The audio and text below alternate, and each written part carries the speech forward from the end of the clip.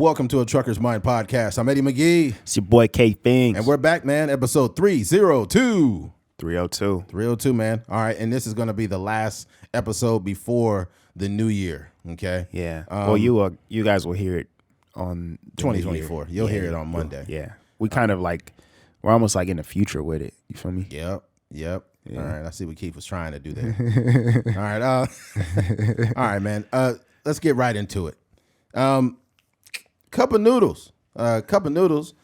Just created a microwavable cup. Now, I know a lot of y'all are thinking, what do you mean microwavable cup? I thought it was microwavable for the last 20 plus years. Yeah, I've been throwing it in the microwave. It was not at all. So that means we've been ingesting chemicals. Yay. According to a press release, Cup of Noodles will debut a new paper cup designed in early 2024 that is microwave safe. This change will apply across all Cup of Noodles flavors, including chicken, beef, shrimp, spicy curry, and vegetable. Now, if you're thinking, wait a minute, haven't they always been microwavable? The answer is no, and probably should be taken as a sign to start paying attention to package instructions. When exposed to high temperatures, polystyrene, whatever they said, polystyrene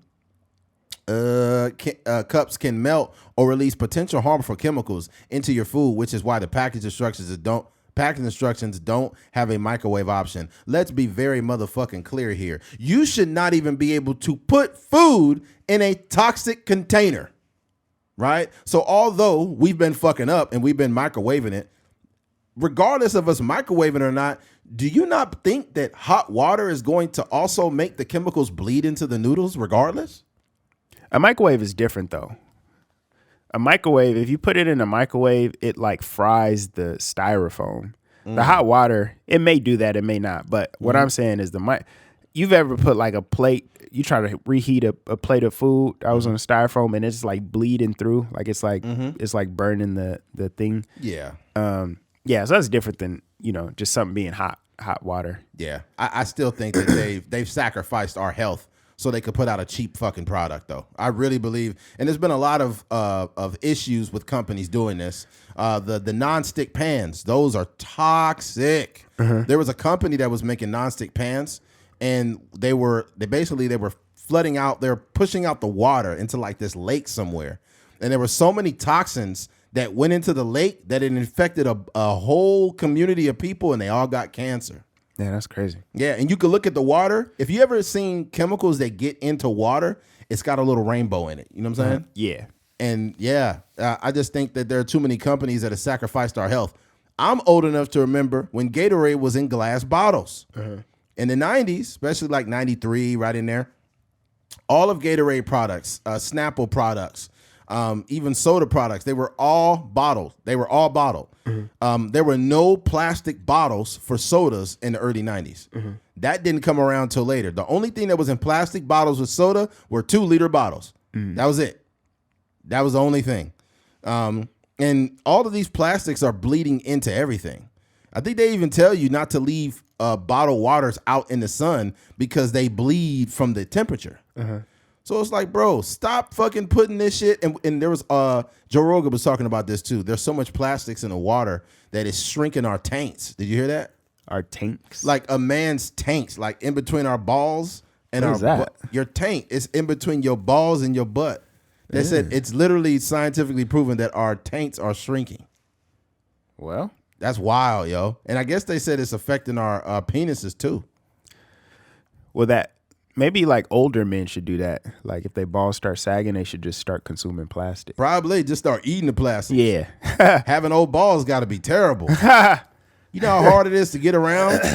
And then you accidentally sit on your balls? You're like, oh.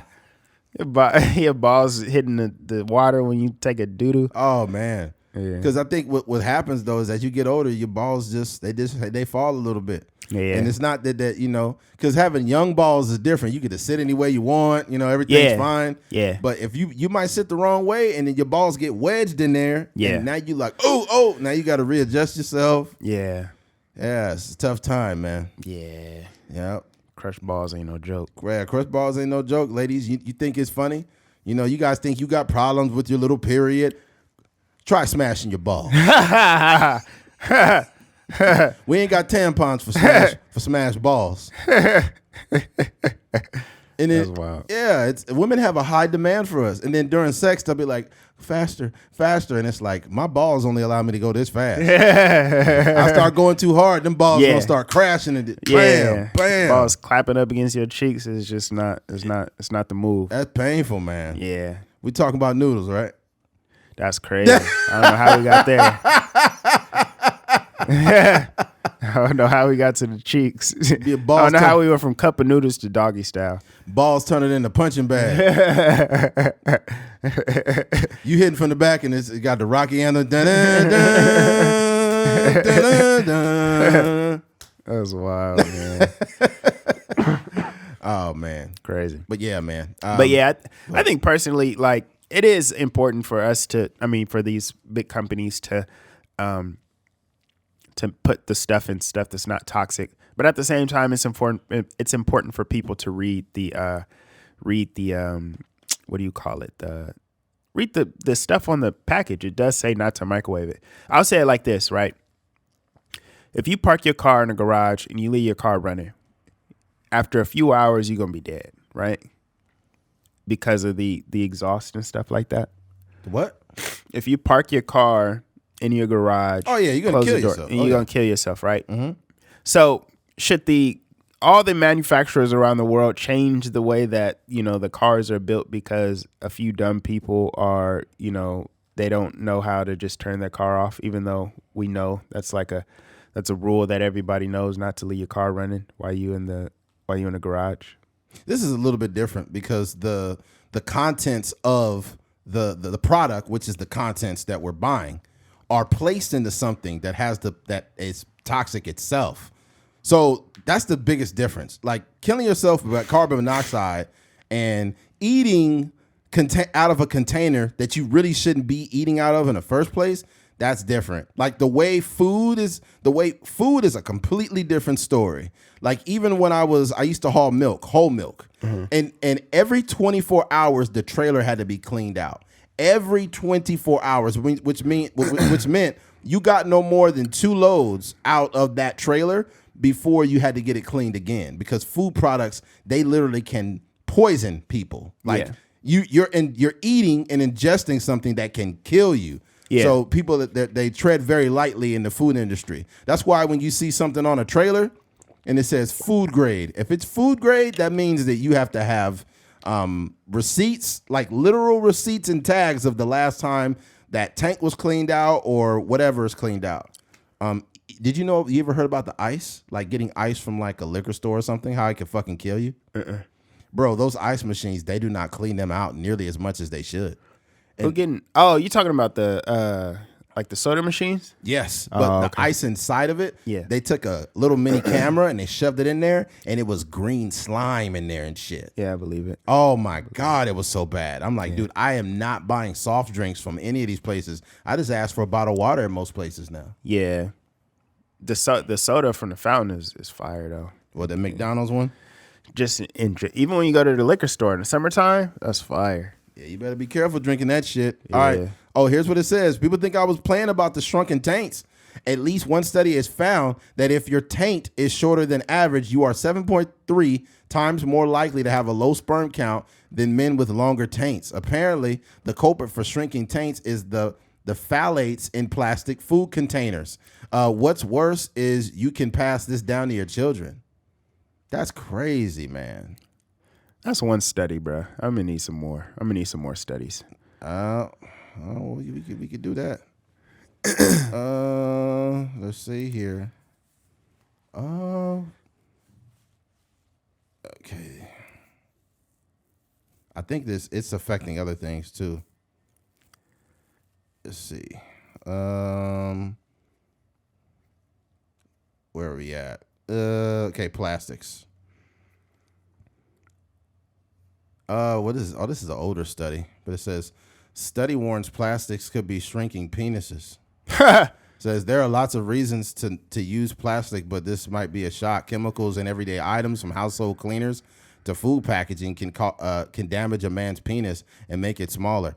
Phthalates, BPA, and parabens are to blame for a rise in the number of baby boys being born with genital defects, experts have warned.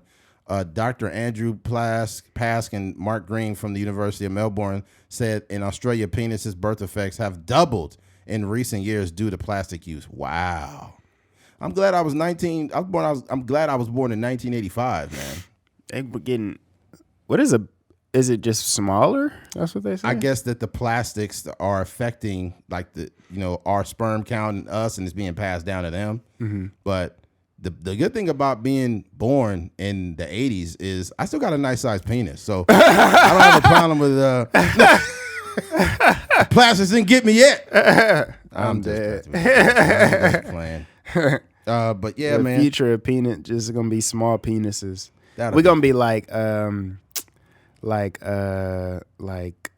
fossils, like, you know what I mean? Like, dang, remember when penises used to be big? There's micro penises walking around everywhere. That's gonna be the new thing. Like, instead of like being the dude with the nice size piece or a big one, it's gonna go back to like people having. If you got a big one, then they're gonna be like, oh, that's disgusting. I only like my micro penis energy. Dang, big penis shaming. That's gonna be a thing. That's gonna be 2025. That'd be like, If it ain't micro, I ain't around. If it ain't micro, it's a no go. Yeah. That's funny. Yeah, that's nuts. I don't. That's wild though, man. Man, my take is like, read the instructions. Yeah, you do. I mean, that's the biggest thing here. All the other stuff is like, that's like tangential things. But people have been not reading instructions for a very long time. That's a fact. And that's like the biggest thing. It's the same thing. Like, today I was about to cook some sausage. Whoa. And I was like, this kind of smell funny, and then I cut the like the package off to make little kind of like circular little patties. And I just Googled it real quick. I was like, how long can pork stay in the refrigerator? Like 3 days, 2 days. Yeah, exactly. So when I smelled that, and I was like, I'm not chancing it. I don't want to be on the toilet for the next. Oh, to fuck you up. Yeah. Like, once you get raw meat, if you have raw meat, the same day you get it, you need to put it in the freezer. Or if you put it in the refrigerator, it needs to be cooked that day or the next day. Fuck what the package says that it has this long. Disregard that. If you're not eating it within 2 days, throw it out, or it should have been frozen already. Because it could even say that it's fresh, and then you open it up and it smells rotten. Like, if meat has a smell, like you can smell it, that shit needs to go out. That's facts. Yeah, because when the smell is bad, it reminds me of that sound effect, like it's like a ship going off to sea. Yeah, that's how you know the meat's bad. Yeah, I had one of those stenches to it, so I was like, I'm not chancing it. And the fucked up thing is when you grow up poor, it don't matter how bad the meat smell. They're like, we cooking this. Man, everybody in the house. Sometimes it be fire though. Sometimes you can survive, but sometimes your stomach just. I don't remember the worst experience I have had with eating like old food, and this is me being a ignorant kid. It was probably around this time, probably a little earlier, like closer, like before Christmas. We were at my grandma's house, and everybody had like eggnog and everything like that, and we got these little, maybe like little 8-ounce bottles of eggnog, and it was fire. But what we would do is I didn't like necessarily drinking it like in a liquid form. I liked it more like a slushy. Ugh. So we would throw it in the freezer for a little bit, and then it turned into like a little bit. It was almost like eating ice cream. Ugh. So what happened though is I left me and my little brother, we left it out, like, and it was warm, like in the house or whatever. So we left it out, and I was like, oh dang, it's still good. So I just threw it back in the freezer, and then we knocked it back. And then it was like the worst experience I've ever had. I was doodling and throwing up and doodling and throwing up and throwing up and doodling. It was coming out of both ends. It was the worst. Wow. Yeah. Keith was like,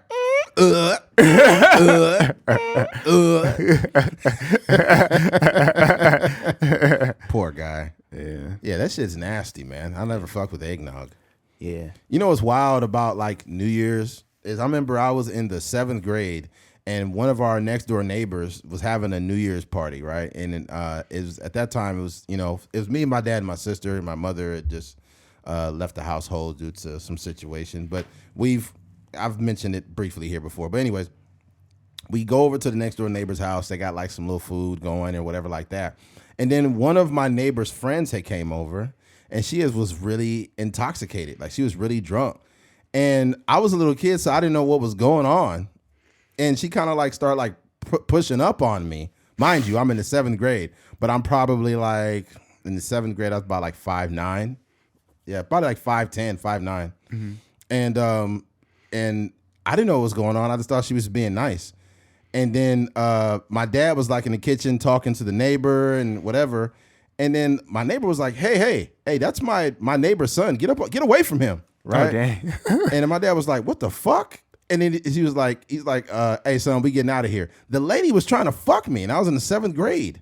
Oh, wow. Swear to God. Yeah. And then my dad was like, oh, we got to get out of here. And then my neighbor, she was just apologizing profusely, like, oh my God, I'm so terribly sorry. I'm so sorry. But it's because her friend was so intoxicated. She was like putting her titties on me and shit. And Pops was cock blocking. Oh, Nah, you got to knock that down. Oh man, I was about to get some MILF pussy. That it was wild, but I was just so unknowing. I was a kid. Yeah. And and she caught it. She's like, "Hey, get away from my neighbor's son." And then my dad seen it. He was like, "Hey, what the fuck is going on?" Yeah. So we left. But Yeah. that was wild, man. I think I think she had spiked eggnog. That's why I thought about that. Oh, okay. Like she had the eggnog with the alcohol in it. Yeah.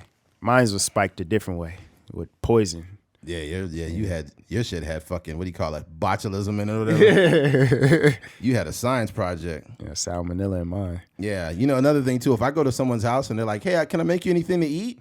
I kind of like look over to see how dirty the refrigerator is. If it's like basic human, like every now and then you might have a little bit of a speck of mustard in there somewhere, or just little stuff, not really dirty, but like human. Because our houses, like as much as we want to make people believe our house is always clean, sometimes we have a shirt or something on the ground here and there or whatever, but then we pick it up. Mm-hmm. So if your refrigerator is reflective of that and it's regular, I'm not tripping. Mm-hmm. But there are some people that got really nasty refrigerators, never accept nothing from them. Yeah. I'm talking about literal dirt in the fucking refrigerator, man. Yeah. That's nasty. Yeah. And they be the ones at the potluck like, "Hey guys, I made some green pea soup." Yeah. It's like, nobody wants your green beans, Margaret. So or they offering you leftovers. Like, yeah, I just made this the other day. And the other day was in 2023. Yeah, it's like, lady, you're gonna fuck us up. Yeah. Yeah, dude, the funniest shit ever and the funniest shit ever that I ever have seen brought to a potluck. There was this dude I used to work with back in the day. This was before I even started trucking. But we had a potluck and we all brought something, right? Like stuff you bring to a potluck, maybe some grilled chicken or fried chicken or sandwiches or whatever, just common food items. Yeah. Man, this motherfucker bought a box of generic Honey Nut Cheerios. They didn't even have a name. They just said, So a potluck? Yeah, I swear to God. It was a gallon of milk that wasn't even chilled. It wasn't on ice or anything. He just brought a gallon of milk, sat it on the table, and brought a box of Cheerios. This nigga didn't bring no bowls. He's a psychopath. No, I don't know what is. That nigga's a serial killer. Yeah.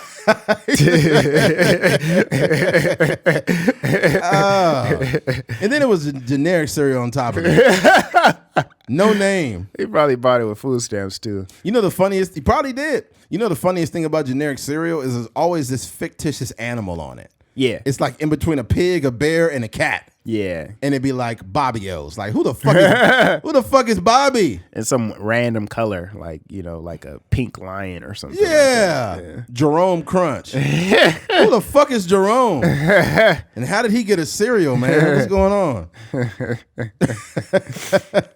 Imagine if it was a nigga named Jerome and he had cereal, he on the front of the box like. Jerome from Snowfall. Oh, man. I was busting up with that dude that did impression of Franklin. Yeah. He's like, y'all motherfuckers better understand something, nigga. When I'm trying to get the business together. He sounds just like him. He's doing the Black Panther thing. Oh, yeah. He said, I got all this vibranium. Yeah, man. Yeah. Yeah. But yeah, man, you guys protect yourself. Make sure you are cognizant of, what you're doing and what you're eating. And also beware of the actual ingredients. Some of these things are preservatives that can be counterproductive to your health. And you need to be careful because some of the shit that they put in it, those preservatives, they're not good at all either. It's not just what the containers that they're using. It's what's going in the fucking food that's bad. Yeah. So watch that as well, man. Yeah. Just read the label. Yeah, The please. labels. It's gonna give you the up-to-date version of their last lawsuit. Mm-hmm. Stop using Pam too. A lot of people use Pam, the kitchen, the pan stuff, the nonstick spray. Don't ever fucking use that shit. Do not use it. Plastic. No, it's not that it's plastic. It's basically like it's like the same shit they put in cigarette lighters, man. It's the same shit. Okay. Yeah, stop using that shit. I use avocado oil spray, right? And with avocado oil, there should be one ingredient. Because I've seen other avocado oils that had little other ingredients. I'm like, oh, absolutely not. It should only say avocado oil. That's it. It shouldn't say anything else. And that's all I use. And it's from Chosen. The brand that I use is called Chosen. They're really good. Yeah. So I use them. And Sure. Yeah, avocado. man. Yeah, avocado. Yeah. Don't try to invalidate what I'm saying, nigga. Yeah. I'm just trying to help the people out if you want to have a more health conscious meal and not worry about chemicals being in your pancakes. No, the Pam it got like a chemical feel to it. Because it's fucking chemicals. That's why. It's not Yeah. just nonstick. There's chemicals in the shit and they're feeding it to the people acting like it's edible when it's not. Yeah. They gotta cut it out, man. Yeah. But yeah. Switching gears. New year, same habits. I think that we're going into a new year and there's going to be a lot of people that, I see a lot of people that are adamantly saying things and they're making these proclamations on the internet. Like, you know what, this new year, I'm not dealing with a narcissist anymore. I'm not going to be eating like that. Word. I'm going to, people love, you know what, I'm sorry, ladies, I got to put you on Front Street. You love that fucking word narcissist. You need to leave that shit in 2023. Yeah. Your ex was not a narcissist. That nigga was illiterate. He read at a 4th grade level. Okay? All this social media therapist stuff too. All of that stuff. Stop it, man. 2023. And please watch the content you consume, man. There's so much content that it's like enabling men and women to like hate each other. Like the fresh and fit shit. Stop watching that. Yeah. Stop it. And stop watching these bitter ass. First of all, Fresh and Fit should be like a freaking YouTube channel for fitness. Right. I just don't understand why they just get on there and talking about women. Yeah, it's bad. And it's I don't know. I don't understand. I think that, and let's be clear when I say it, everything they say is not wrong. Okay. I think you can find validity in anyone. I'm not a fan of them. I'm not a fan of Candace Owens or Trump, but they've said things that are extremely valid because I'm a very objective human being. However, a lot of the shit they be saying, man, it's woman hating, and I think it's not a masculine thing to hate women. I think you can hold them accountable, but I think to generalize all of them is kind of weak, man. Yeah. I think that there's a certain level and a certain amount of things we need to do as men so we don't even got to deal. If you don't like a certain type of woman, just don't fuck with them. Yeah. That's the important. Instead of bickering or complaining about how these women are, don't fuck with those type of women. And the reason why I don't say I have a problem with them, but why I don't subscribe to their content, every episode y'all got new hoes on there. You got new OnlyFans, and most women don't got OnlyFans. Most women don't. Yeah, you got the women with OnlyFans pages speaking for all the women. Yeah, that's not cool. That's crazy. That ain't cool, bro. Yeah, I think if they really wanted to take their content to the next level, and who am I to speak because I don't have near the following as they do, but just get some reputable people up there, like some people that some political figures that are women that are highly intelligent, somebody that has done something outside of earning $100,000 from OnlyFans. Like, I think that would push their platform forward, and it would help them because they have a very strong take on women, and it's only validated by the type of women that they bring on 100%. to their platform. So Go get some business owners, some lawyers, some doctors or whatever, and you can have those conversations. You got to realize, like, some of the shit they say, there's validity to it, but the type of women that they expect, they'll never be able to get that type of woman because they don't have the integrity to keep them. Like, if you like, women having an Instagram, that's definitely cheating. Women having an Instagram is cheating, and you're like, dog, like that's just too much of a powerful point to make off of something like that. Yeah. And then I heard when they said, if I am providing and I am doing this and that, I should be able to cheat. It shouldn't be a problem. But a woman should be faithful because they're supposed to be pure. It's like, nigga, this is just not good information. This is just not good information. But not just platforms like Fresh and Fit, but these women that's on the internet that just all they do is preach hate on men. Like, we shouldn't trust men and men are like this and we don't need them. It's like, bro, stop subscribing to this bullshit. Just stop subscribing to this nonsense. Yeah. It's just women that are bitter as a motherfucker and terrible human beings that are putting this out there. So I think going into the new year, men and women need to unsubscribe from all this fuckery on the internet. Get out into the world and see real people and deal with real people. And I'm going to tell you this, as a man who has dealt with women and got the short end of the stick many times, I've had women who have been fucking terrible human beings. I look at women on a case-by-case basis. I don't generalize them as just one thing. Every woman has a fighting chance with me. And then once I see you ain't no good, I just get rid of you. Yeah. That's it. I think as a man, that's kind of how you should carry yourself instead of walking around like, oh, you're like this and this. I can't do this and I don't trust women. That's weakness, man. Yeah. To generalize anything, even if it was not, you ran into 9 of the same guys, the next person still should have a fair shake. Yeah.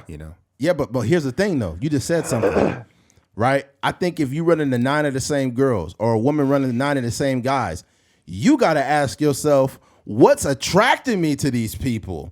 Mm-hmm. It's not just on the people you are meeting. These are the people that got your attention, which is the more scariest part. Yeah. If you meet it, I've had women go on dates, we've been on dates, and they'll be like, oh, my ex was a narcissist. And I'm like, I'm already checking out of this date because I don't want to hear about some motherfucker I don't know. Yeah. That's another thing, ladies. Make sure you please shut up about the dudes you used to date when you on a date with another man. Yeah, nobody wants to hear about I'm not one of your homegirls. I'm trying to get to know you. I don't want to hear about the motherfucker you was dating. So stop doing that. Yeah. Anyways, if you say that your ex was a narcissist, right? And then you mentioned somebody else you was dating, like all these fuck boys and this and that. I don't think women like narcissists. I don't think they like these fuck boys. I think they love them. You love narcissists. That's why you keep dating them. Mm-hmm. That's why you keep dating them. You love these motherfuckers. You don't like them. You love them. And that's why you keep coming in. Because look, this is probably a terrible analogy, right? Mm-hmm. But imagine you don't like mushrooms on your pizza. Mm-hmm. You're going to be sure that when you go order a pizza, hey, no mushrooms. I know this comes with mushrooms on this, but please, no mushrooms. Yeah. You're going to do everything you can to avoid having mushrooms on your pizza. Yeah. But you don't have that same standard within your dating life? How do you do that with your dating life? Do you say like, hey, I don't If you see someone as a narcissist and you can identify it, why do you keep dating them? You would make it a point to say, hey, these are qualities that I believe that are packaged up as a narcissist, and you would do everything to avoid them. But the fact that you keep accepting it, it's that you love it. Yeah. You love it. Maybe they don't love the narcissism, but what if they love the penis? They're attracted to them. They love the money and all the other stuff. Maybe they're just putting up with the narcissism to get everything else. I think women need to own up to the fact that if a man is making them feel good, like, sexually making them feel good, and the dude is a little bit attractive, they are willing to sacrifice their morals for it. Yeah. I think that if women truly wanted to date a decent man, they wouldn't deal with some of the dudes they deal with. But sometimes the dude is fucking the shit out of them, and they getting some good dick out of the deal. But then they got the nerve to complain that he's a narcissist. He wasn't a narcissist when he was hitting you from the back. Yeah. You enjoyed that narcissism from the back. But all of a sudden now you like, no, these narcissists, these men are blah, blah, blah. It's just that the little fun affair that you had, it ran its course. The narcissism strokes hit different.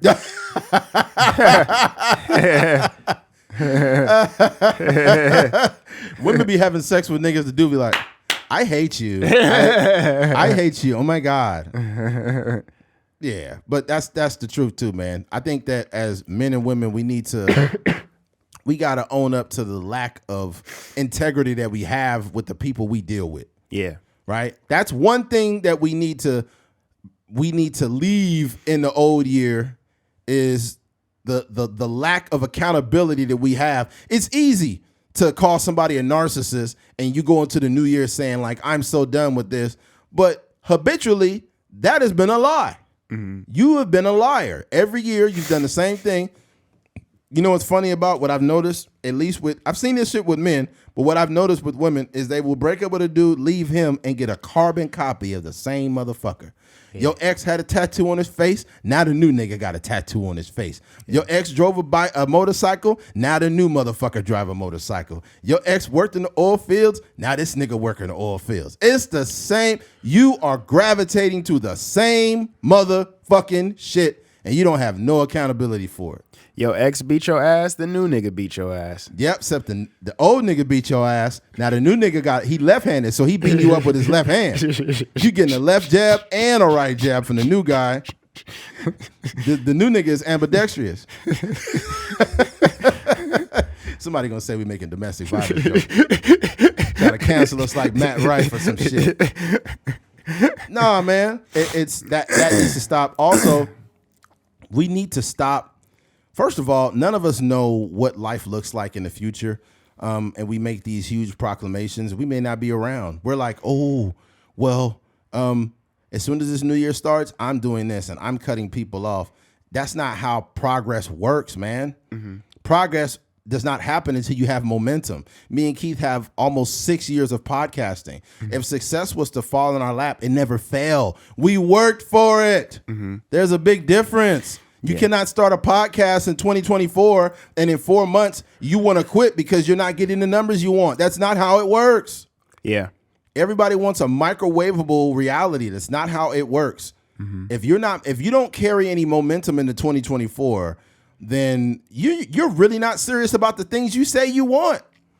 How are you serious? How are you serious about saying you want to get in shape or you want to start a podcast or you want to own a home or whatever you want to do? And you don't have anything. I worry about that next year, but I want to do this. Like, that's not how it works. Yeah. It's not how it fucking works, man. Yeah. That's always been a thing of mine. Like, you know, I may have like a New Year's resolution, but it's essentially like, you know, something that I start maybe beginning of December or something like that. And I'm actively working towards it. It's not something that I just wait till January 1 where it's like, oh, because what you really realize is that when you wake up on January, when the clock hit midnight tonight, it's just going to be another minute. Mm-hmm. There's nothing drastically that's going to change outside of the date. You're still going to be the same person. You are the same person that's walking into the next year. So I just would be very mindful of that. So start it right now. Start it while you listen to this podcast. 100%. Yeah. It starts with a small step, even if that step is just, you know, searching for information, you know, having the interest in it. This is what I posted on Twitter, actually. I said a new year means nothing if you brought the same raggedy behavior into it. If you were genuinely serious about changing your life, you should have carried momentum into the new year. Change happens with time, not with the snap of a finger. Yeah. Right? 100%. So you got to understand, like, you may feel so adamant about what you say. You're just like, yeah, things are going to change because that's what I want. But what you're going to do, you're going to go home. The ex that you said you was going to break up with, he still got access to your phone number. He's still saying, baby, I know you might be done with me, but I still love you, and I'm going to love you in 2024. So you're looking at that. And now you dealing with people that are around you. They're all drunks. They don't really have many goals in their life. And y'all all going to celebrate nothing. Yeah. I mean, thank God everyone's still alive. That's something to celebrate. But everything else is not worth celebrating. Yeah. Sometimes change means change of scenery, change of friends, change of circumstance, change of... Because you can't, if you want to be sober and you got 4 friends and they all drink every week, you can't be friends with them anymore. Yeah. Because you know what's going to happen with those type of friends? They already don't see a problem with their behavior. So if you're like sober, they're like, this motherfucker, he don't want to drink no more. All of a sudden, this guy, he thinks he's too good to drink. Man, have a drink, dog.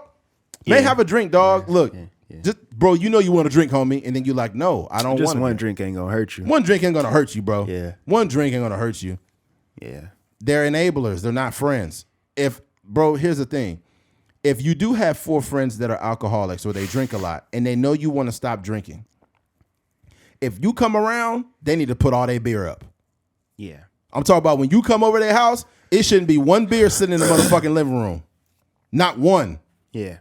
A real group of friends will make sure that if you are enhancing your life in any capacity, they won't be doing enabling behavior. If you are 450 fucking pounds and you're trying to lose weight and you got a family that really supports you, they might be eating Cheetos and burgers and nachos, but when you come home, everything is in a motherfucking refrigerator. Just straight broccoli on the table.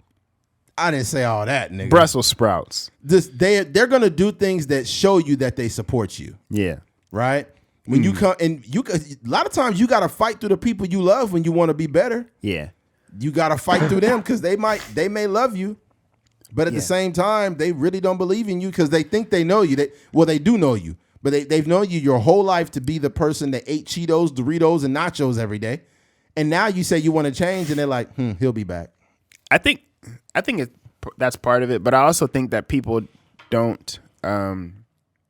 People also have similar habits, so they're not necessarily inclined to change for you because they still want to do said thing. Like if it's an alcohol thing, I can't imagine a New Year's Eve party when the guy that's battling sobriety comes over that everybody is going to stop drinking on New Year's Eve. I don't think people got the muscle like that. So I just think that sometimes it's a thing where it's like, you know, this person has a problem and I have if there is a healthy relationship with alcohol, I have a healthy relationship with alcohol, but this person is alcoholic.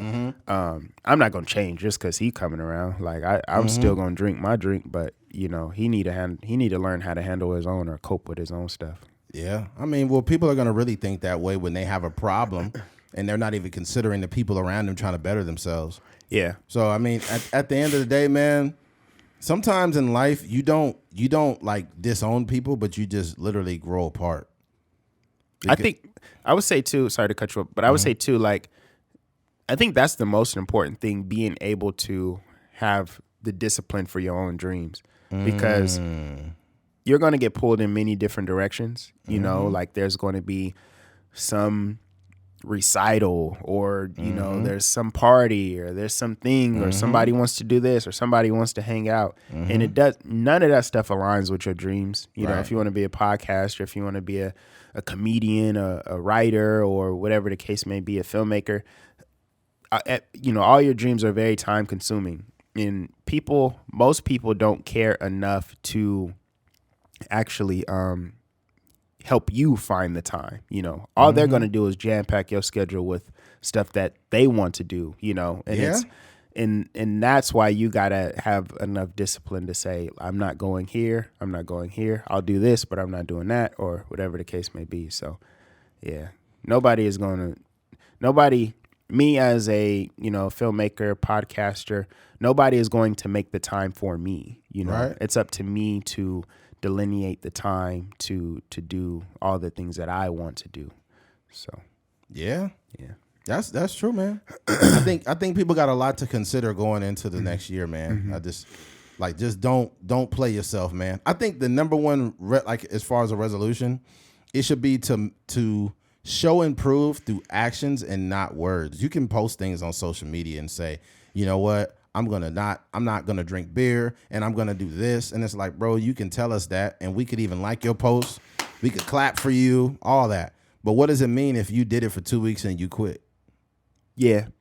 What does it mean? It doesn't mean anything. You didn't stick to your guns and you let yourself down.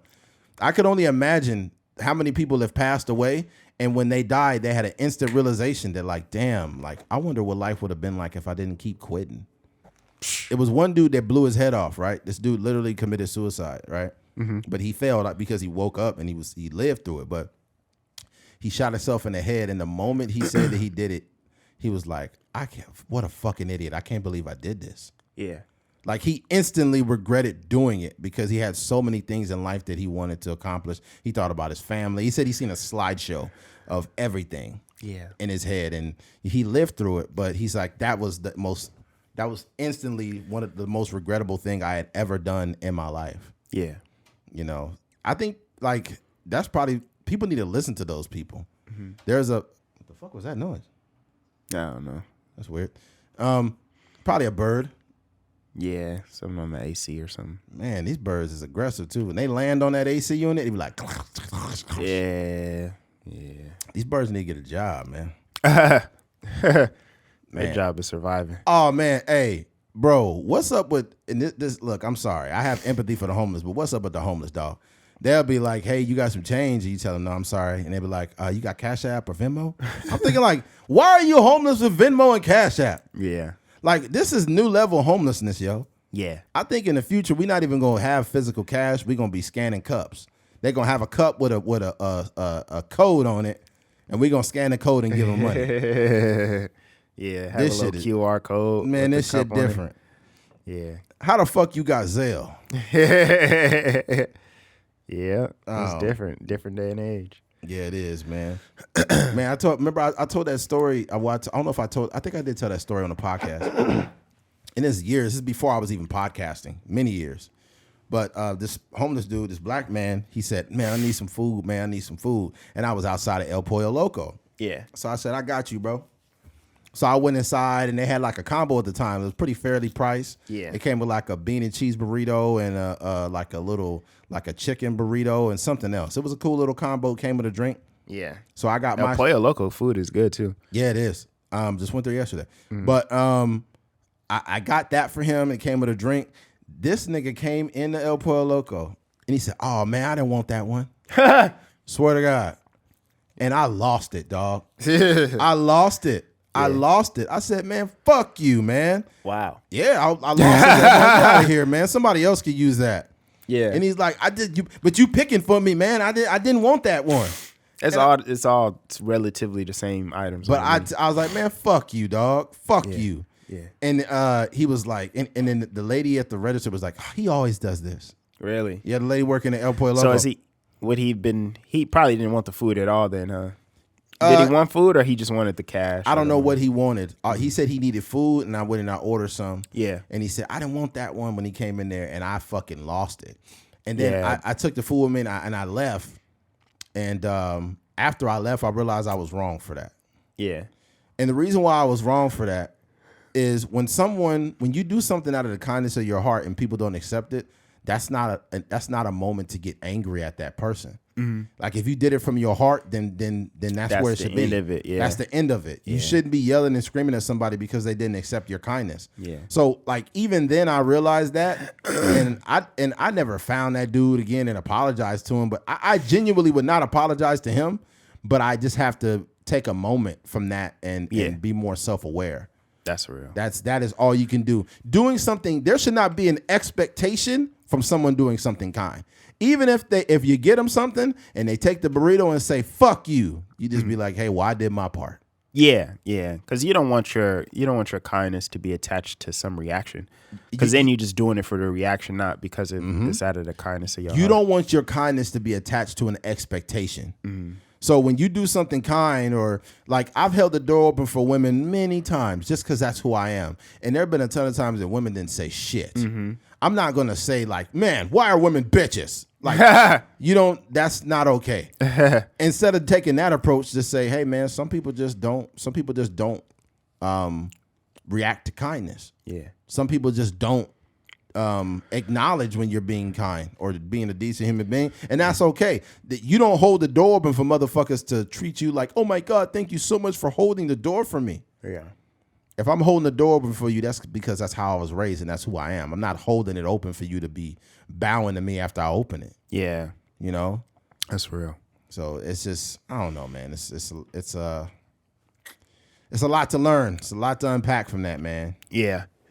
I think for me, going into this new year, I have some things in motion right now. I definitely with the podcast, we've made a lot of progress this year in terms of having a live show for our 300th episode. Eddie has a commemorative jacket for the 300th episode. That was fire. It was a good turnout. People were really engaged, and it was an event where I think if you just was like walking by on the street and you stopped in and you was like, what's going on in here? And then you just sat down, you would be like, yo, this is fire. I think everybody there had a great time, even us as the people that threw it. So we're going to double back with that, sometime in 2024. Absolutely.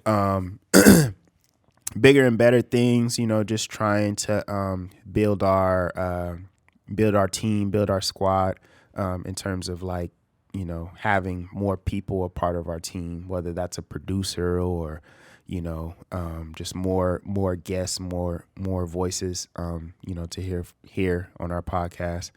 And then, as far as me personally, I'm definitely, I'm going to shoot a movie. Well, I already shot a movie. But it was a cool project. It was something that, I think it was a great message. It's called Gus Diablo. I don't know when it will be released, because it's more of the tricky thing about making films is that, especially like short films and stuff like that, and even features, there's different ways where how it can go. And one of the things is that, when you do the film festival thing, a lot of them like to premiere your film. So it takes months and months and months to hear back from a lot of these what do you call it? Film festivals. So, that one is kind of on the shelf. But there's another one. I'm shooting a movie called Blue Smoke. And hopefully I'll be shooting it in January. And then, I want to do a premiere in March. So if you're in Bakersfield, or if you're anywhere in California, you could come out and watch the movie. We're going to rent out a theater and the whole nine. So that's those are the things that I'm kind of gearing up towards, or at least the things that I want to share. And you mentioned it before, Ed, about how, you don't want to don't share anything prematurely. And that's something that I was just comfortable sharing because I'm actually working on it. Like, we have a cast already. We have a crew. The script is done. It's just a matter of like picking dates to shoot and shooting the movie. So yeah. I think that when you have something in your mind, especially that you think is special, when you expose it too prematurely, you're creating an expectation from others without the product being done. Yeah. And that energy is not good. It's not even that you did anything wrong. It's just the fact that sometimes you put things out there and it's half baked and it just doesn't work. And then also you give people the ability to put their negative energy on it. Yeah. So you got to be careful with how you expose the things that you're working on. Yeah, that's real. We talked about that before, but a lot of times you'll share something. It may be like, you may say you want to start a podcast, and you'll have that uncle, or you'll have a parent even, or something like that. Even a person you're in a relationship with, they gonna initially impose the negativity on what you're trying to do. It's like, dang, dog, I was just sharing because of something that I want to do. I didn't need you telling me that,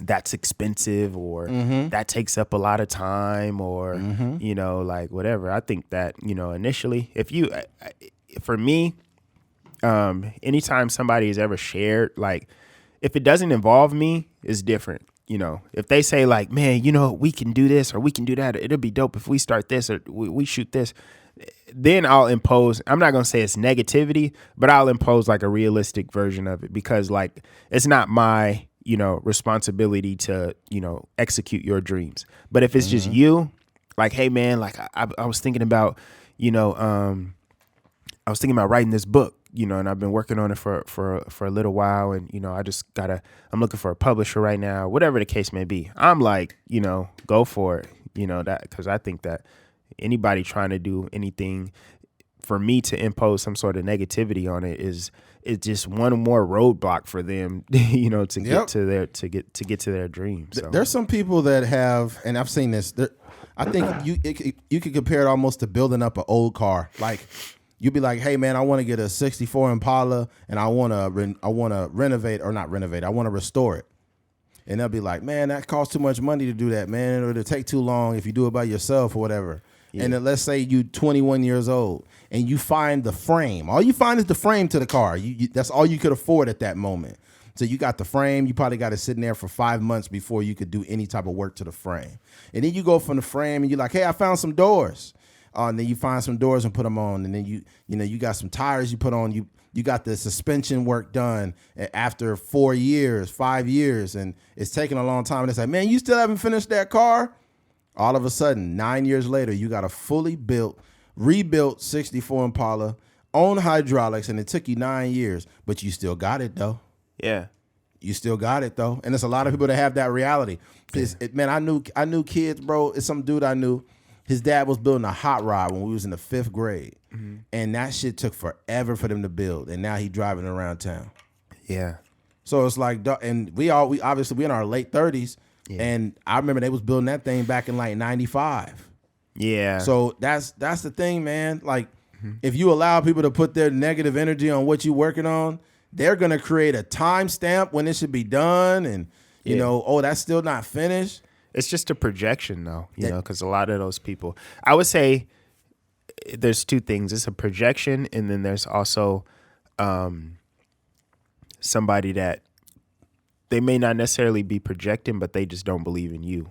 And either one of those things, you gotta have enough self-belief. And that's kind of going back to what I was saying about even the support for your dreams. Like, you got to be able to believe in your dreams so much that the positive things that come your way is like, you know, thank you. But the negative things that come your way is like, thank you too. Because, you know, none of that should be at the forefront. The forefront should be, you know, this is my goal and this is how I'm going to get there. Yeah. You know, because it could be, you know, you can live by the, what you guys say, like live by the cheers and die by the cheers or whatever. If you live for the cheers, you'll die by the booze. Uh-huh. Yep. Yeah. What was what was that artist, the R&B singer, where it was a show or something where some people were laughing at him saying he wasn't a good singer, and then he ended up, what the fuck is his name? I think he got like a Latino sounding R&B name. An R&B singer? Black dude. From the 90s? No, just more recent. Damn it. Latino sounding R&B? No, I can't remember his name. But basically it was a reality show with these dudes like laughing at him. You talking about Miguel? Miguel. Yeah. Miguel. Mm-hmm. Miguel was on there, and there was some other dudes like, he can't really sing that good. They all laughing at this guy. Yeah. All laughing at Miguel. And Miguel got massive like years later. Mm-hmm. So like that's what people do. They will project their negative energy on you because they know you're really talented. Yeah. And they want to bring you down knowing that you're better than them. Yeah. That's why sometimes when motherfuckers is doing that, you got to ignore it, man. Yeah. You got to ignore the bullshit. Man, if Blueface can make it in rap, that should be all you need to know. Yeah. That, because, I mean, I hate to say it, objectively speaking, I just don't think he's that great of a rapper. Mm-hmm. But he still made it. Yeah. Right? So if somebody like that could have the confidence to make it, rapping like that and doing a crip walk like that, right? You need to remain steadfast in your own personal journey. There's some people that are really good. There's a guy named Carrots Alexander that I follow. Mm-hmm. You guys check him out. His name is Carrots Alexander, and I follow him on Instagram. Mm-hmm. And I seen his follows or his following per month, and it's just criminal. Like, this guy is an amazing artist. He produces everything on his own. He's got a good singing voice and everything, but he only was like 92 monthly listeners. Oh, dang. And I'm like, this guy is really, really good. Like, he's really, really, really, really good. Yeah. But there's so many people like him that are talented, and they're not getting the shine. Probably because they're not doing fuckery on the internet, or maybe they're not promoting it every 5 seconds. Yeah, you got to promote today's day and age. I'll say this before we move on. I want you that when you find something that you genuinely like it. Don't wait for 9 million other people to like it before you say, oh, this is good. Fuck that. If you see something and you think it's good music or a good podcast or a good rap album, whatever, like it, support it, inbox the person. Because honestly, if you like something and a lot of people haven't caught it, and you talk to those people and tell them you like their stuff, they need to hear that sometimes. Yeah. They need to hear that. I told the dude, I inboxed him and I told him, I said, man, this is a really amazing music, man. Mm-hmm. You know, keep doing your thing. Yeah. Because, you know, once they really blow up, you're not going to have access to these people. They're not even going to see your DM. No, they're not going to see it at all. Mm-hmm. It's this white dude. I think he's from New Jersey, I think. I could be wrong. His name is Trevor Spitter. Dude is dope. I inboxed him. I found him on TikTok, and then I went to his Instagram, and I told him, like, dude, you're super dope, man. Mm-hmm. And he's like, man, I appreciate you. Thanks, bro. Yeah. And then his following started going up after that. Mm-hmm. Like, this is super dope. He did a show out in LA, actually. Oh, really? Yeah, and from the looks of it, he had a good turn up. Yeah. I was like, wow, this is where it's pretty cool. It's always cool to see the very beginning of someone's you know, like they're in its infancy. It's always cool to see someone's career in its infancy, because you know, we're gonna always remember everybody that showed up to that first show. Yeah, you know, and they could say, hey man, we went to that first show. Yeah, like those guys are really good then when they didn't have a massive following. Yep. So that's facts. Yeah, man. Yeah. Let's go ahead and move forward. We can wrap it up after this one, man. Yeah, let's get out of here. Where we at, brother? 56 minutes. Okay, so this would be kind of short but sweet. Last but not least, switching gears. Don't drink and drive. Now, I understand that is a very generic message, but for some reason, you niggas don't get it, okay? Every year, somebody dies. As soon as you wake up in the morning, you turn the news on, and be like, 23 news. A young lady was killed today. And you're like, damn.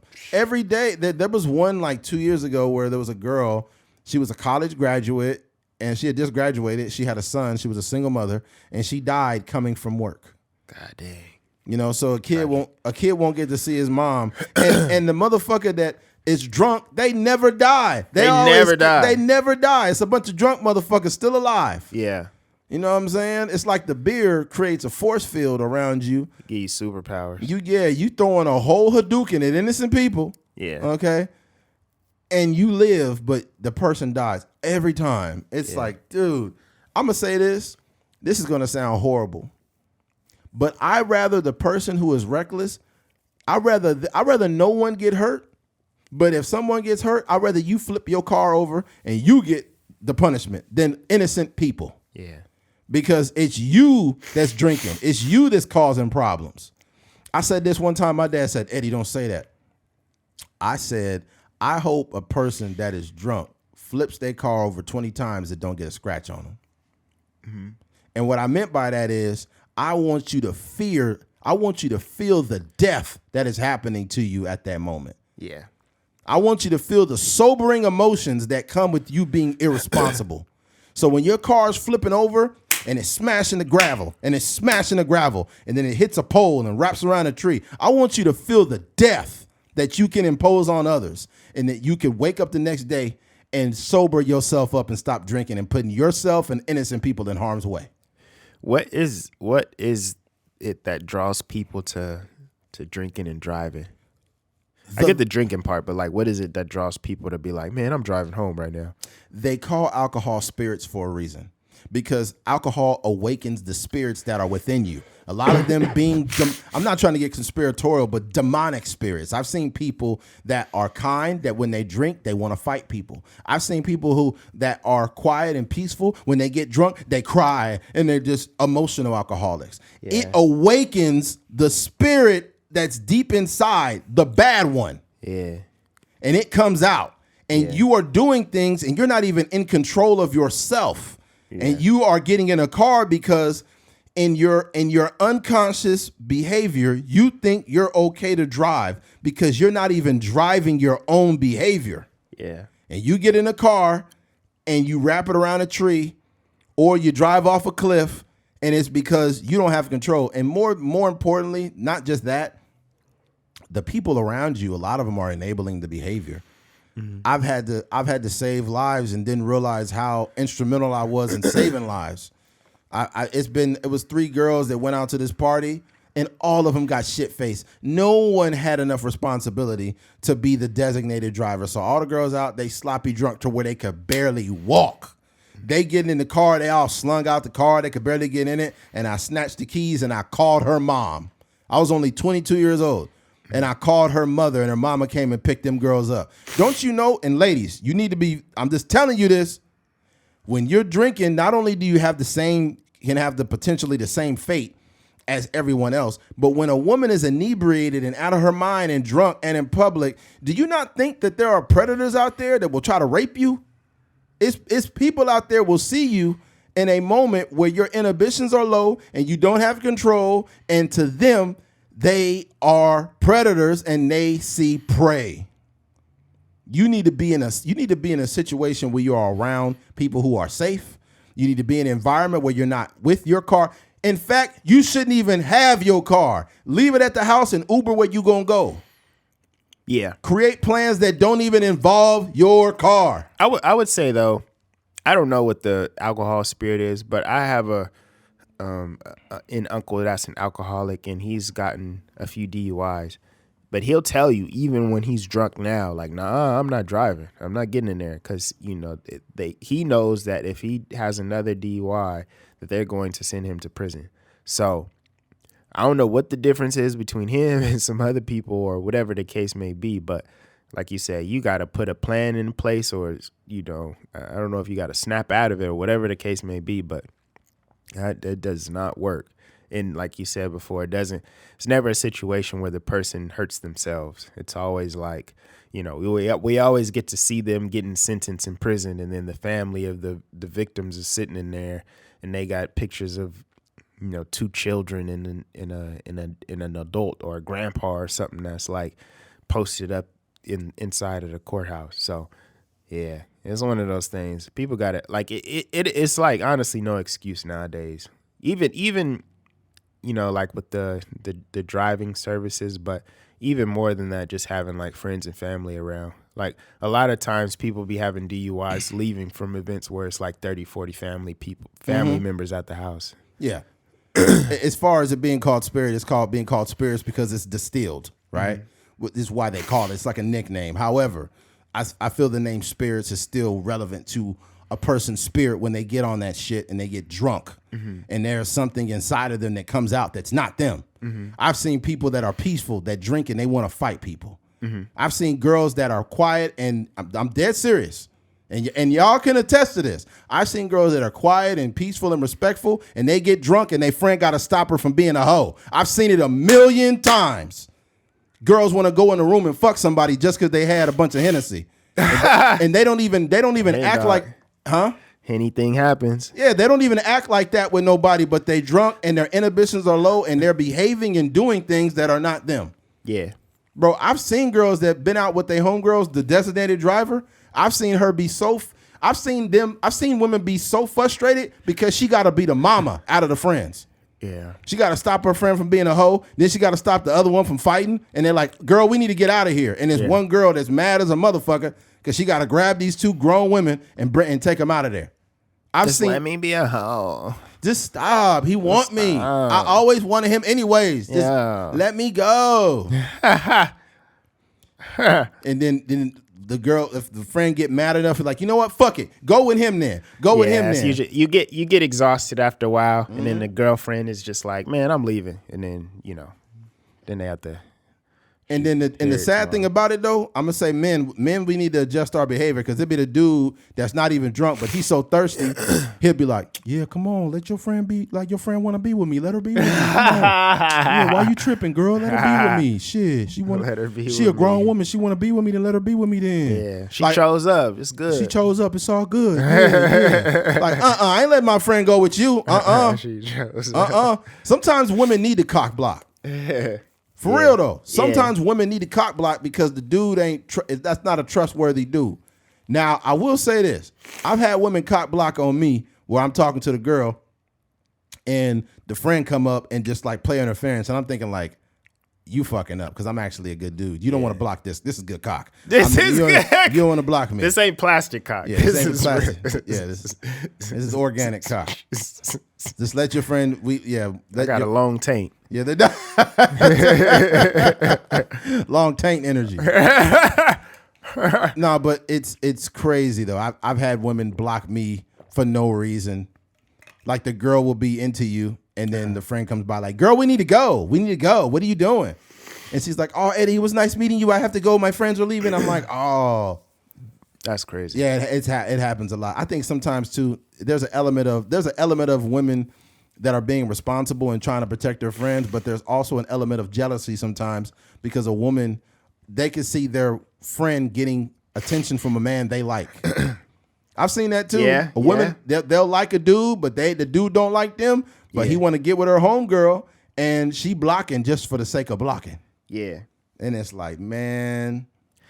Yeah. I think going into 2024, I think people should just stop drinking.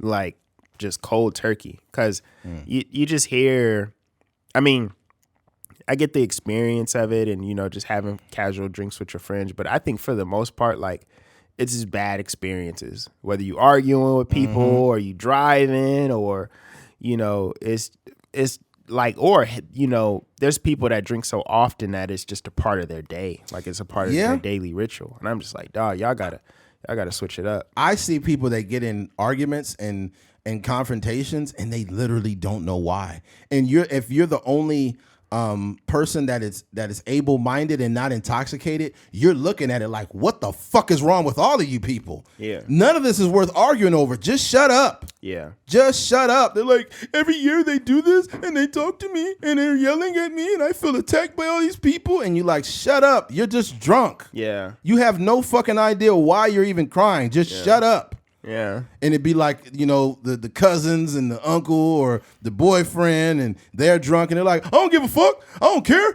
Fuck that shit. And you're like, bro, all of you guys are idiots. You don't even dude, if you really want people to see who they are, get around them, pull your phone out and record for about an hour. And then while no one's looking, just put it up somewhere and just show them like, this is how fucking stupid you look when you drink. Look at how ignorant you look. Yeah. Look at how fucking dumb you are. Yeah. You can't even comprehend it.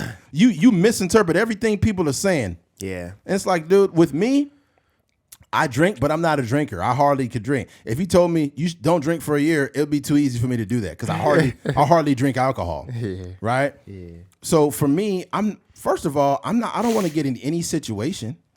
It doesn't matter. And me being drunk in public, I have a fear of doing that. Yeah. Because I need to be aware of when some shit goes on. Yeah. I need to be aware. Yeah. Yeah. That's the thing too. Like I feel like a lot of people, not only do they drink too much, but then there are some people that kind of like rely on like the world to take care of them when they drunk. Yes. And then that, I don't know, they relying on people to get them home or get them places or, they relying on, a place to stay when they haven't really planned out how that's going to work out. So, yeah, people got to figure it out. And I think, like I said, I know that people like to drink and I don't want to be the biased person in the room. But I just think that what I see habitually, like the way people drink, like, it's just like, it's just a Monday and they like, man, I need a beer or something. It's just like, it's just wild that's just like a part of some people's everyday life. Yeah. I've just seen the awkward and the dark and the hilarious and the just wild side of people when they drink. Mm-hmm. I have a homegirl. I'm not going to disclose any names, but I had a homegirl back in the day, strictly platonic, by the way, strictly just a friend. And, She had a little too much to drink, and we all had like a group of friends. We were all having conversations and talking and, playing little beer games and stuff. And she was like, I'm about to go pick my friend up. I need some sex or whatever. Mm-hmm. And me and the other homegirl, we were sitting there like, come on, man, like you need to sit down somewhere. Yeah. So she was about to go get in her car. And I was like, you don't need to drive. You're not in shape to do that. Mm-hmm. And she's like, but I said I was going to pick him up. So here's the thing. I was like, yo, you just need to sit down. But it got to the point where I was like, you know what? I'm about to go I might as well drive her to her dick appointment. Yeah. So I drove her to a dick appointment just so she could be safe. Yeah. That was probably one of the most. You dropped her off? No, or you picked up the dude? I picked the dude up. That's wild. I had to. Here's why. Yeah. Because I didn't feel right dropping off my homegirl at some random address. I got you. That makes it a little better. They went back over to where the homegirl's house was, and it was still, some people over there. Yeah. So I still did my duty as a friend. Did I want to pick this nigga up for a dick appointment? Fuck no. That's crazy. Yeah. Even for me being that, if I was that guy, I would be like, I got too much pride for another nigga to pick me up for my dick appointment. Well, this nigga didn't give a fuck. He was about to get his in. He didn't give a fuck. Yeah. And he was like, hey, what's up, man? What's going on, man? How you doing, man? I was like, what's up, dog? Did he thank you? Nah, he didn't thank me. I just dropped him out like, nigga, get out of my car. You ain't even got a car. I said her straight too. I was like, why you fucking niggas with no car? What's going on here? Hey, man, I was that guy once. Yeah, I think a lot of us were, but it was one of those things where, I put my pride to the side as a man, and I was her friend. Yeah. You know what I'm saying? It wasn't no weirdness, because I'm not fucking her. This is strictly platonic. This is why a man and woman friendship is really rare, because most times there's some sexual tension that's involved, right? And I don't have very many female friends. I only have a few. But in most situations with women, I'm trying to fuck. I'm just being honest, right? That's just what the common relationship is. But when you do have a bond with the woman, it is a special thing.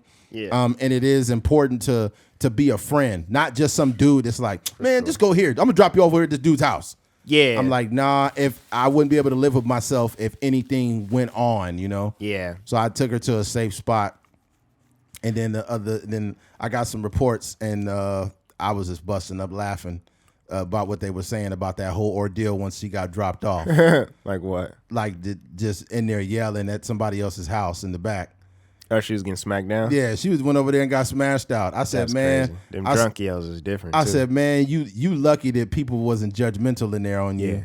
I would say, too, like, having that, like you said, having that platonic relationship with the female, you kind of you get to see different things. Like you see different, like you being a guy that is just like more concerned about her safety and her health than smashing or whatever the case may be.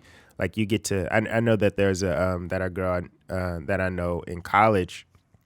It was some like wild, like weird stuff going on in the classroom where this guy was kind of like lashing out at her, and it wasn't like crazy, but it was like enough that it caught my attention. And I asked her about it later, and she told me like the whole thing, and she told me like how he was kind of like how he was being towards her, and it was just a lot of like harassment kind of situations, and nobody was like really listening to her. You know how it is, like you go to a teacher or professor or something, sometimes they just be like brush it off. Like the school education system, they just don't care about nothing outside of like passing kids along. And you can only take up that space if you're not trying to like smash or like do anything 100%. with them. And you can be a listening ear, and you can also see like the tension from that other side 100%. Because you're relatable because you're a man as well. Right. So, but yeah, that I think it's cool to have that those friends and stuff like that. And there's been times where sometimes you need a female perspective depending on what the scenario is. You can talk to your homegirl, man. Yeah, because there's no awkwardness. You know what I'm saying? There's none of that involved. But I think don't try to be friends with women though. It's got to be an organic thing. Yeah. Like if you out here trying to make friends with women, that's not how it works. I get a little. It kind of has to like fall on both of your guys' laps. You know what I mean? Yeah. And man, there's gonna be, and then as a male, when they're gonna ask you like, why are guys like this or why is this going on, you got to be blunt with them too. As they like, hey, you fucking up. Yeah. Like you should have known better than that. Because the thing about it though, you know what a lot of women need to understand? Instead of talking to some of their homegirls, if you had a heterosexual male friend that was literally only interested in your heart and not your vagina, or your uncle, those are the two dudes that's going to tell you the truth about the motherfuckers that you dating. Because your friends will just be like, you deserve better, girl. You shouldn't be with him. You shouldn't be with, you just got nothing but female, presence. Yeah. But a dude is going to be really blunt. Yeah. There was I forgot, I seen this on TikTok. She said that was talking to one of her homeboys about some dude she was dating, and she was like, she was like, why do all these dudes be lying? This don't make no sense. And he said, you don't gotta lie to women. Like, you don't have to lie. If a woman like you enough, she'll lie to herself. And then she was like, fuck, I ain't never heard that. What does that mean? You don't have to lie to a woman. If you're a dude that, let's say you're a piece of shit, you got 4 baby mamas, 5 baby mamas, you fucking all these girls, he don't got to lie to you about nothing to try to make it sound good, because you already lying to yourself. That's why you dealing with him in the first place. Yeah. You know, you already subscribed to a lie you made up in your head. Yeah. Why do you think women be dealing with these so-called narcissists and they'll be like, I don't know what's wrong with men? And it's like, that's because you lied to yourself. Mm-hmm.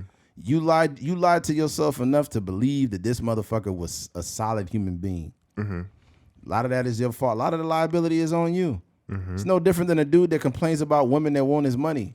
Mm-hmm. You was the one putting your money forward, man. You was tricking. Yeah. Yeah. Like, you can't be tricking off and getting mad at women. You got to pick a struggle, brother. Yeah. See, with 100%.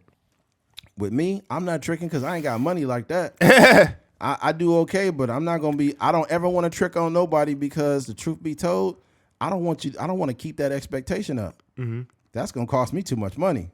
Mm-hmm. But I will, if it's your girl or something, make sure you treat women good though. Treat them nicely. Yeah. They deserve to be treated nicely, because that's your lady. So that's cool. Yeah. But even Not then, just no random. So. But even then, you got to put the clamps on it, because women like to excessively spend too much. Yeah. Like, oh my God, like this is cool. Like, that's $900. Put that shit back. Yeah. Yeah. That's real. But yeah, I think back to the original point, that's my challenge for people. I think going back to my point, I will add some context to it. I think it's more of I think the biggest thing for me is like people developing a healthy relationship with alcohol, and not as a habit, as something like something you're really in control of. Because I see it far too often. My grandma was a victim of alcoholism, and to her own detriment. So I have a very I'm on high alert when I see people have those drinking problems. And some people, it works for some people. Some people, they 99, 100 years old, drinking every day, and it just kind of, it worked for them. And then some people, it doesn't. So, and I think that, they're not staying alive because they're alcoholics. They're staying alive, and also are alcoholics. But there's also those people that, 20-some years old, 30-some years old, whether it was a DUI or, the body start breaking down or whatever the case may be, and they just didn't make it. So there was a TikTok I seen. This girl said, I think she was like late 20s or something. She said, this is the time when your friends start becoming crackheads. Mm-hmm. Said that little small party habits start turning into a real problem. And, it's starting to become a nuisance to everybody else. And that's true. Yeah. It's a lot of people that be like, I just snort a little bit of coke here and there, like when you go to a party here and there. Yeah. But then you don't realize you partying 3-4 times a week. So you doing coke every time you go out. People are like, I don't drink unless I go out.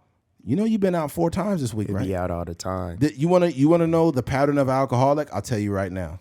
Okay. Monday, it's been a long day. Let me have about 6 beers after work. Yeah. Tuesday, Taco Tuesday. Time to get some drinks and tacos. Yeah. Wednesday, let me get a little bit of wine after work. This is Wine's Day. Thursday, Wine's Day. Thursday, all thirsty Thursdays. Let's head up over here and get something to drink. Yeah. Friday, it's the weekend. Let's get something to drink. Yep. Saturday, it's the weekend. Let's get something to drink. Sunday, I'll just enjoy a beer. So you drinking fucking 5-6 days out the week, and you say you not an alcoholic? Yeah. You are a fucking alcoholic, and you need to get some help. Yeah. I be running into like strange people, like being a filmmaker, like you auditioning actors and stuff like that. And sometimes, you'll you get like people that just share for whatever reason. Like, you'll be like, hey, what's going on? Like, how you doing? Blah, blah, blah, blah. And then like shortly after that, you start to get into like personal details, and they just start sharing the wildest stuff. Somebody, she was like, I just had a, and they don't say a lot of details, but it's just enough. It'd be like, just got out of rehab recently, and I started modeling, and everything is going good right now. But it was just, I had a terrible I went through a lot of stuff, and I'd be like, dang, like, you know. We just met. You telling me all Yeah, this I'm just like, I pray for Keith going forward because I know he's gonna hear so much random shit. yeah. He's gonna meet some, big producer one day. He's gonna shake his hand and he'll be with his wife. He'll be like, Keith, I heard some great things about you. You've written some really great really great scripts, man. Oh, thank you, man. You should really fuck my wife.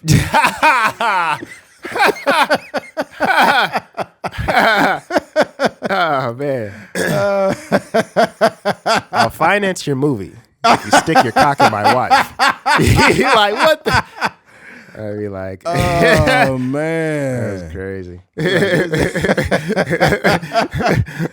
That'd be crazy. Then this nigga gonna trick me off. He's like, I can't, but I have a friend. What they call that, the Batman or something like that? Yeah, I can't, but I have a friend that. That's crazy. Oh, that'd be crazy. Yeah, you never know what these people are into, man. You hear stories. Yeah, you never know what these people are into. There was this dude. What's that black porn guy? I seen an interview with this, the black dude. Damn it. Love. Jason, one of them. Yeah. Justin Love, I think it's the Jason Love. Mm.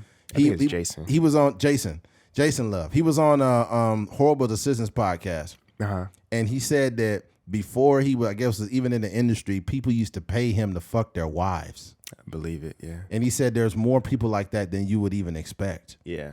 And he's like, there was somebody that was like a politician or something, or that had him fuck his wife. And then the weirdest one, he said that a dude paid him to fuck his wife and his daughter. Dang. Yeah. And I was like, what? That's wild. How does that conversation come up? I don't know, dog. With the daughter. That's the weirdest shit I ever heard. But obviously the daughter was of age, but come on. Yeah. You paying somebody to fuck your daughter? That's crazy. That's that's weird. That's your crazy. wife, it's understandable. Y'all both adults. No, that's not understandable either.